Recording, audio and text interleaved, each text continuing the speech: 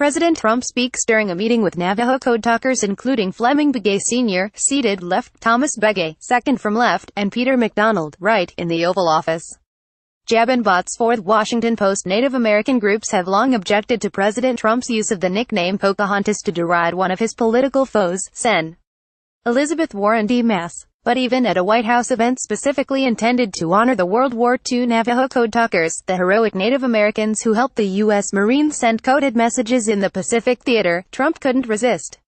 "I just want to thank you because you're very, very special people," Trump said Monday afternoon, speaking to a small group of code talkers. "You were here long before any of us were here. Although we have a representative in Congress who, they say, was here a long time ago.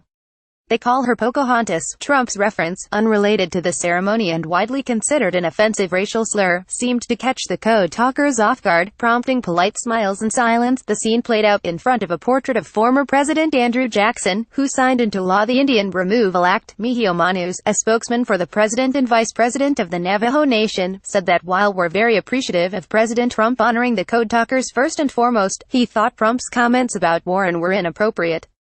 A portrait of former President Andrew Jackson is displayed as a Navajo World War II veteran speaks during an event honoring Native American code talkers at the White House. Oliver Contreras, Bloomberg News. It's unfortunate that President Trump would refer to Sen. Elizabeth Warren as Pocahontas in a joking way, Manus said. Pocahontas, although she wasn't Navajo, definitely was a historical figure in the foundation of this nation who is misrepresented in history. And so we as the Navajo Nation don't feel any member of any tribal nation should be used as the punchline of a joke. When asked about the Jackson portrait, Manus said, "It's unfortunate."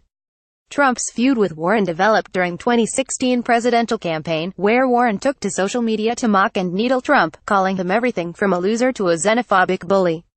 In response, Trump quickly seized upon Warren's claims of Cherokee and Delaware Indian ancestry, which were a flashpoint in her Senate race in 2012, and coined a belittling nickname, Pocahontas. On Monday, after the Pocahontas quip, Trump put his hand on one of the Navajo guests and said, "But you know what, I like you because you are special. You are special people." Warren chastised the president for his language in an interview with the Washington Post. "This was supposed to be a ceremony honoring war heroes," Warren said. "All he had to do was smile and thank them for their incredible service. But he couldn't make it through the ceremony without throwing in a racial slur.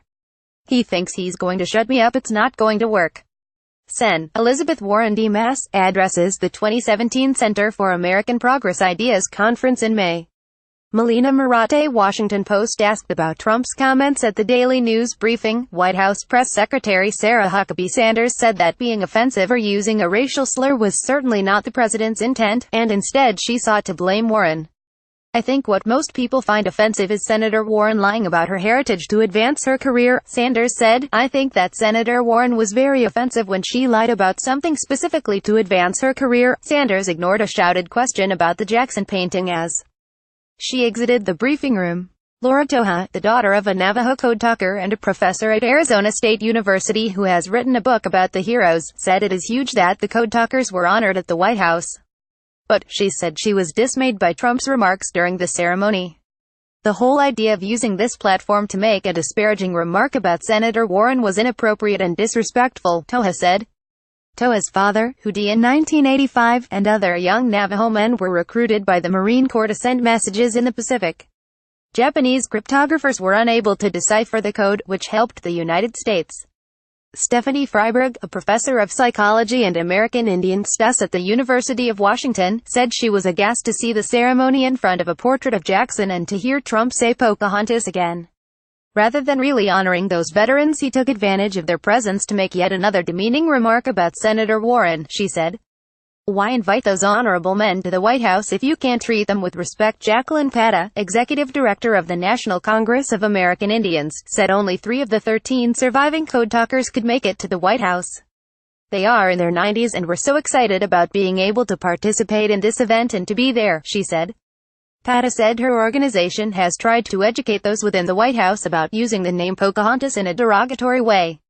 The event, she said, was held to honor both Native American History Month and Veterans Day. Pata said she is concerned that the president's remarks will overshadow the enormous contribution the code talkers made to American history. "They turned the tide in the war," she said. It's well documented that they made the difference, and I don't want us to forget that. James Hohman and John Wagner contributed to this report.